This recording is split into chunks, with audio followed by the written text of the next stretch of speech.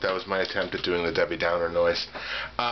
Justin, Bridgewater's Finest on YouTube, Blockbuster_guy on Twitter. And what the fuck did we just watch? We had 2 championship games in the National Football League this past weekend. And never before have I seen 2 games that meant so much end, or virtually end, with a combination of such inept play calling and decision making, as well as such piss poor execution. I'm not going to blame one side or the other in either case. There's cases to be made for both sides fucking up. So let's have a chat about it. We'll start in the AFC. Baltimore traveling to Foxborough to play New England. I had Baltimore in this game. New England ended up winning this game 23-20. I think what I'll do for each of these is sort of set the scene for you. 15 seconds left in the fourth quarter.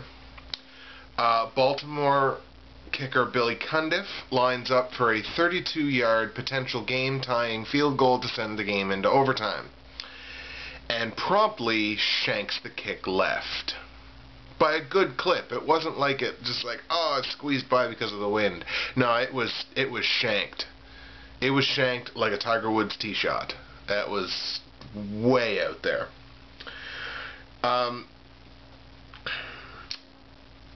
On the one hand, yeah, Billy Cundiff fucked up, because that's a chip shot for a kicker in the NFL. A 32-yard field goal, you should be hitting those 49 times out of 50. Anything within 40 yards should be a pretty much to the bank. If you've made it to the NFL based on your kicking, anything within 40 yards should be pretty much money in the bank. It wasn't a bad snap.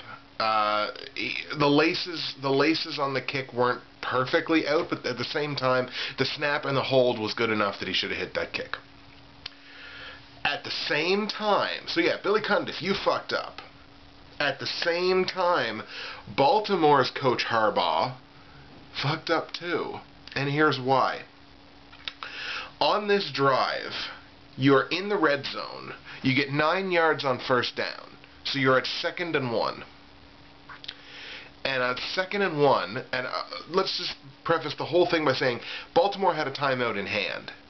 They still had 1 timeout left. And you're under a minute left in the fourth quarter.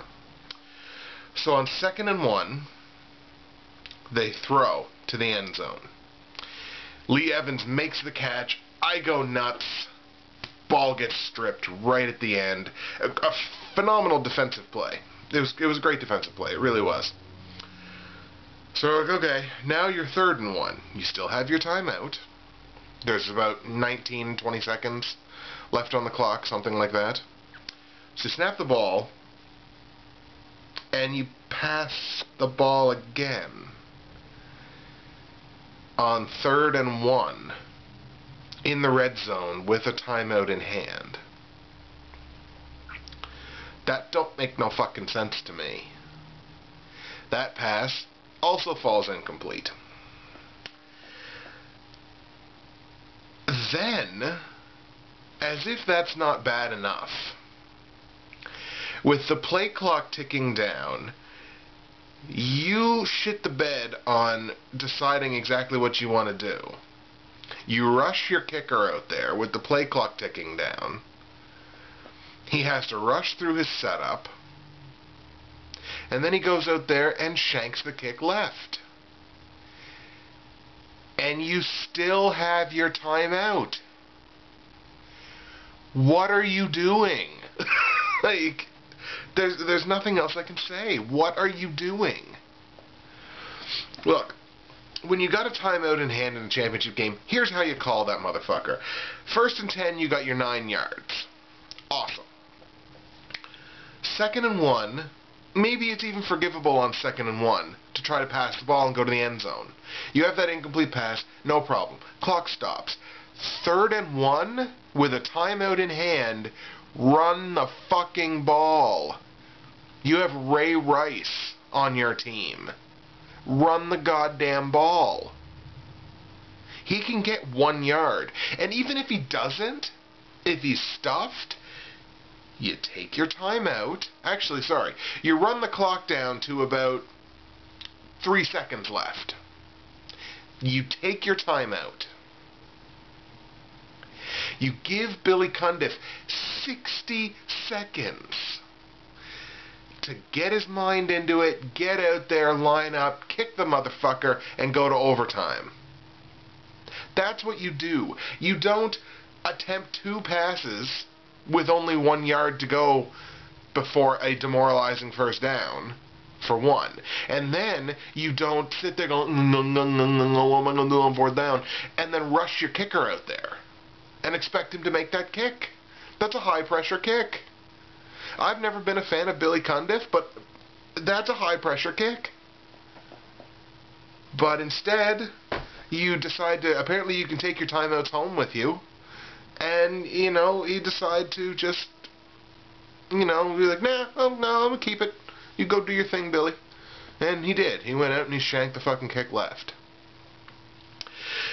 I don't want to take away from the fact that New England played a really good game, because they did. And they earned the win.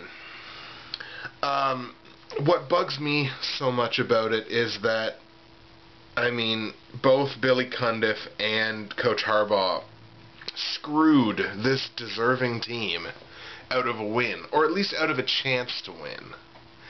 Because you send a game into overtime, as we're going to see in the next game, absolutely anything can happen. A couple of notes from the game. I thought Joe Flacco had a pretty decent game. Everybody sort of harps on Flacco, but I thought he had a pretty good game. I got his numbers here. 22 for 36 for 306 yards with 2 touchdowns and a pick. For Flacco, that's a pretty good game. He didn't fundamentally fuck the team with his play. And the Ravens' defense made Tom Brady look human. Brady had the exact same 22 for 36 line that Flacco did, except Brady threw for less yardage, 239, and threw 2 interceptions with no touchdowns. That's a really bad game for Tom Brady. When you're up to Tom Brady standards, that's a bad game. And the Ravens' D made him look human. They had pressure on them. They were all over the field. He overthrew a couple of balls. He really did. And I think that's attributed just as much to the pressure that the Ravens were putting on them. Now, they only got to Brady once, but we'll talk about that in a little bit. But Brady didn't look good in this game. He really didn't. Ray Rice, I thought Ray Rice was going to be a big indicator as to whether or not Baltimore was going to win this game. He didn't have a very good day. He had 21 carries for, I think it was 67 yards, and I think added a catch for 11 yards. So they gave him 22 touches, but he only garnered 78 yards out of them. So, it was only an okay game. It wasn't a game that you would expect to have a superstar of yours to have in the playoffs and expect to win. On the other hand, a very good game for Ben Jarvis Green Ellis on New England's side. He had 15 carries for 68 yards and a touchdown. So over 4 yards a carry, and he got into the end zone. For a guy that's, I think, not exactly considered around the league to be a dynamite running back, a guy that's barely even considered to be a starter, considering how New England runs their running game. But that was a good game for him. He certainly played good. Another guy that played great, Anquan Boldin, a 100-yard receiving day for Anquan Boldin.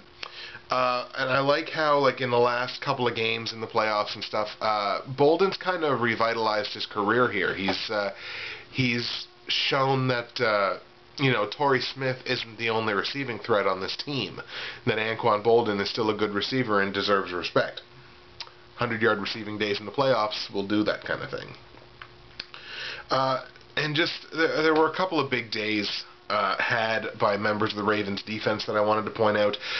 Bernard Pollard and Ray Lewis both combined to be in on 12 tackles each. So Pollard was in on 12 tackles, Lewis was in on 12 tackles. The two interceptions, one was by Ladarius Webb and the other one was by Smith, I think. They only got to Brady one time. It was, I think, Kruger had the sack. So they only got to Brady one time, and I was a little concerned with the penalties. They were penalized 6 times in the game for 33 yards, the Ravens were. So it's a little more than I would have liked to have seen, but you know, they weren't real crippling, debilitating penalties because they were only about 5 yards a penalty. But even so, I would have liked to see the penalty numbers be a little bit lower. And actually, I have to give props to the Patriots defense. I didn't really expect the Pats. You never really expect the Patriots defense to go out there and look really good. They were good in this game. They effectively stuffed the box on Ray Rice and kept him to minimal gains most of the time. The Pats D got through for 3 sacks on Joe Flacco, and they were all pretty big too. They averaged 8 yards a sack, which is big numbers. And they also had the interception, of course, on Flacco. But this is a game again that ultimately comes down to that kick, and I see a lot of people talking about, one play doesn't win or lose a game. Well, everything immediately leading up to this one play did lose this game for the Ravens. There's no other way to characterize it. New England played a great game. Baltimore played a great game. I thought Baltimore deserved, with the game that they played, deserved the opportunity to be into overtime. Unfortunately, Cundiff and Coach Harbaugh fucked that up. The New York Giants at Candlestick to play the San Francisco 49ers. I had the 49ers in this game. The Giants ended up winning it 20-17 in a very exciting overtime. It was an overtime where you had multiple possessions, and actually the changing of possessions ended up being the story in this game. San Francisco's return man, Kyle Williams, who was filling in for, I think, Ted Ginn Jr., usually does the return duties for them. So they had Kyle Williams in there as the returner.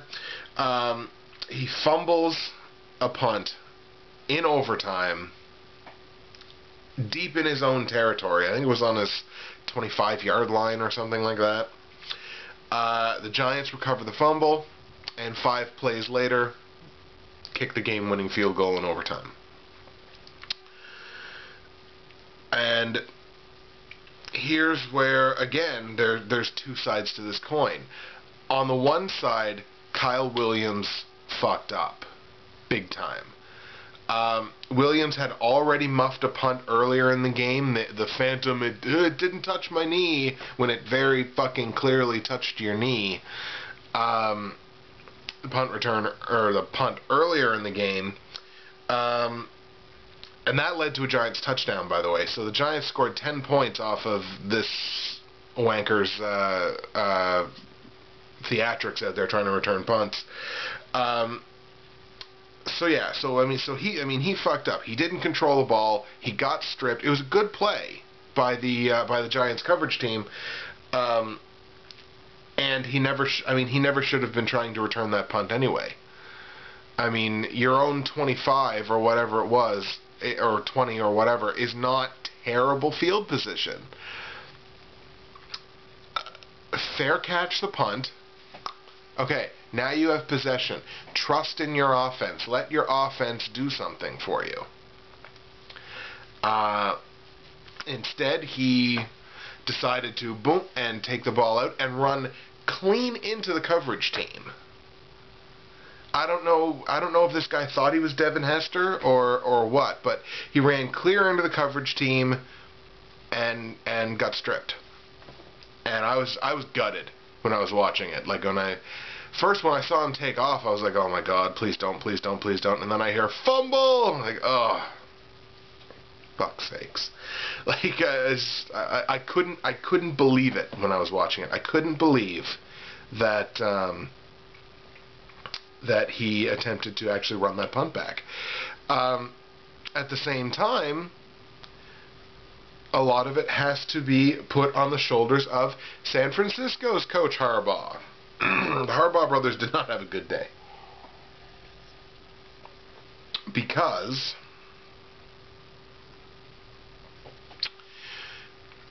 given the fact that his punt returner had already muffed a punt earlier in the game, this is a championship game, he should have been instructed to either field the punt as a fair catch or let it go. Let it, see if it'll bounce back into the end zone or something. If you're not going to field it as a fair catch, let the fucking punt go. Leave it.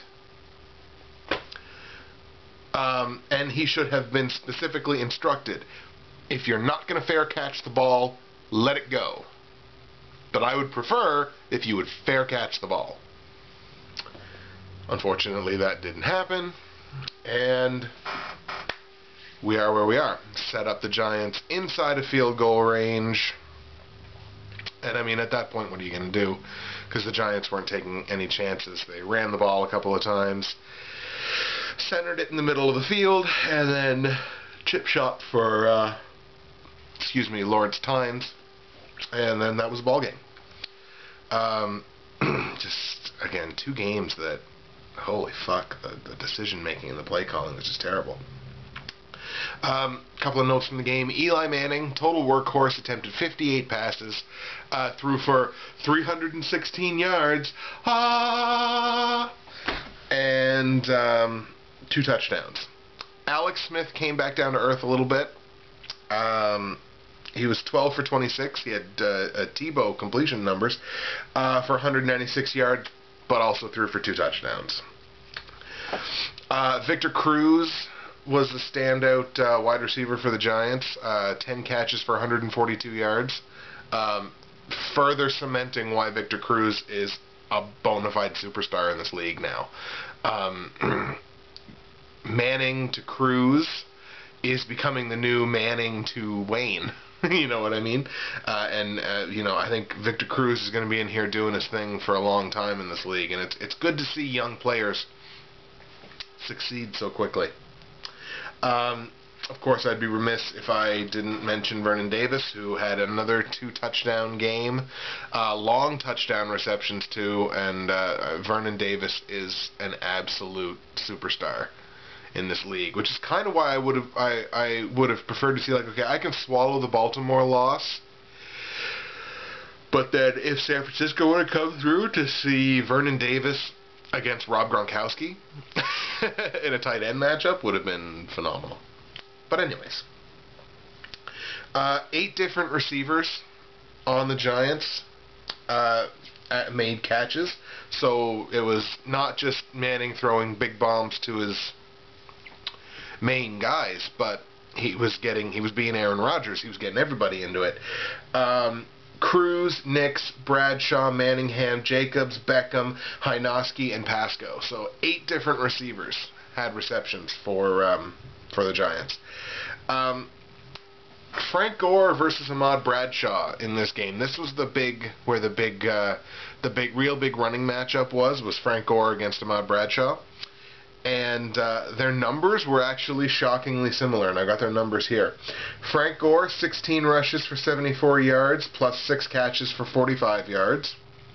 Bradshaw, 20 rushes for 74 yards, and 6 catches for 52 yards. So their numbers were extremely similar. Neither guy found the end zone. But, so the running game, in that regard anyway, just specifically with those two, pretty much canceled each other out. And you had 2 great defenses that combined for 9 quarterback sacks. San Francisco had 6. But you had 2 solid defenses that ended up playing a low-scoring game. I hope you took the under in this game. you know, they were two good games that again were marred in dog shit play calling and execution towards the end of the games. What are you going to say? I was 0-2. I'm 5-5 in the playoffs. Still got a chance to be over 500, but I got to pick the big one right.